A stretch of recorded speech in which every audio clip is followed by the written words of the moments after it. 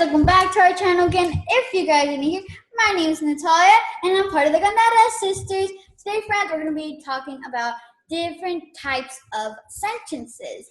So there's 3 types of sentences and we're going to be talking about those 3 today. Let's go ahead and get started. The first sentence we're going to be talking about today is a simple sentence. This simple sentence is probably what you write almost every single day.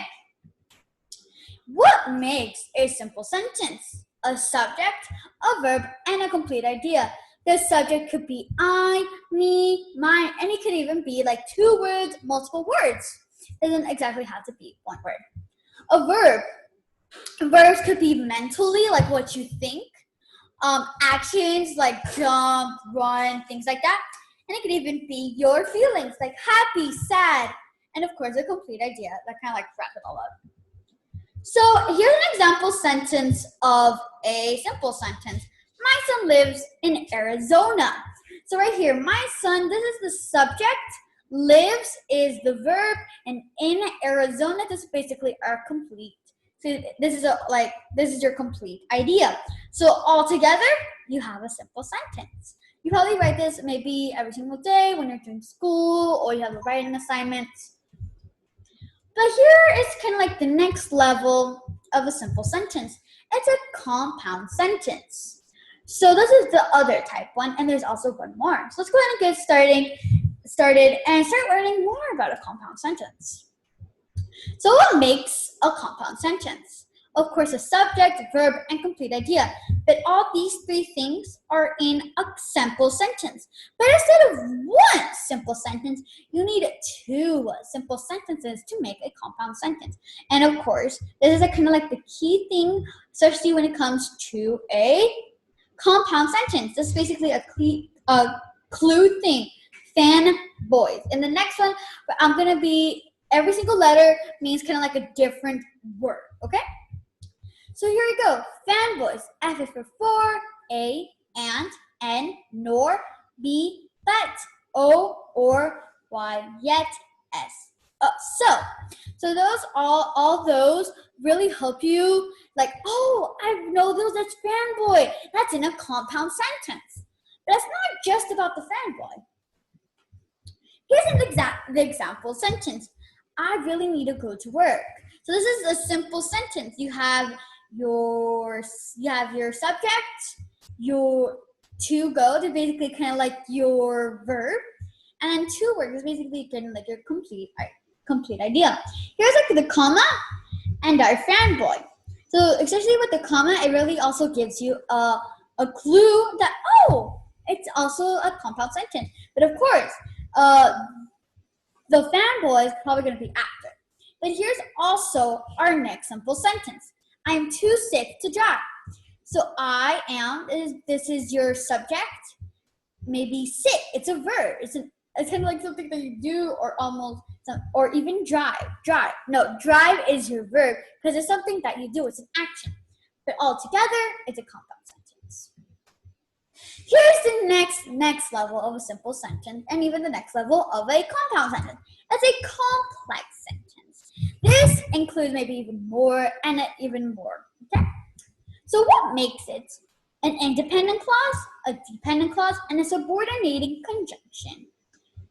So an independent clause, what makes the independent clause? A subject, verb, and a complete idea. This is basically a simple sentence.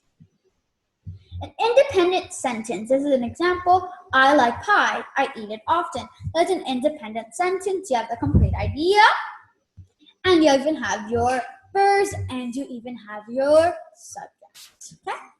Well, here, a dependent clause, it's the other hand of an independent clause. It still has the subject, verb, but it's not a complete idea, which is the total opposite of an independent clause. It doesn't have a complete idea. You're kind of like leaving the reader hanging. And of course, it has even a subordinating conjunction, which is different from an independent clause.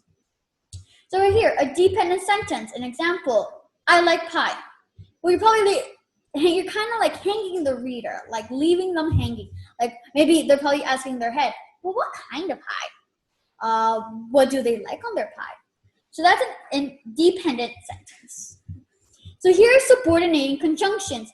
So these are all the different types of subordinating conjunctions. These really help you. It's also kind of like a hint or a clue word, maybe even words that tell you, oh, it's a dependent clause. Okay?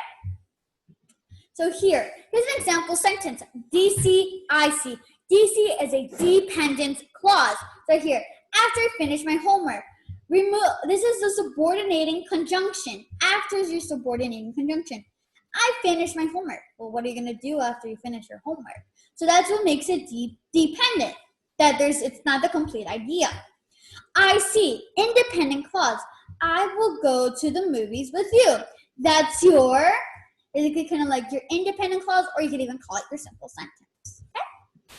Well, again, here's also a different way that you're able to write it. I see. You could put your independent clause first. I will go with you to the movies. Okay? So that's your I see or independent clause. Your DC or dependent clause. After I finish my homework. So remember, after is your subordinating conjunction. But right here, I'm pretty sure you guys noticed, well, where's the comma? And the other one, here's also the thing. It also shows you a comma. And then here, this is your dependent sentence. But as you saw in the other one, why don't you have a comma? That's because you have your independent clause first, and then your dependent clause. So I finished my homework. Remember, you're leaving the reader hanging. That's what makes it dependent. So those are the two ways: dependent, independent, dependent, or even dependent and independent.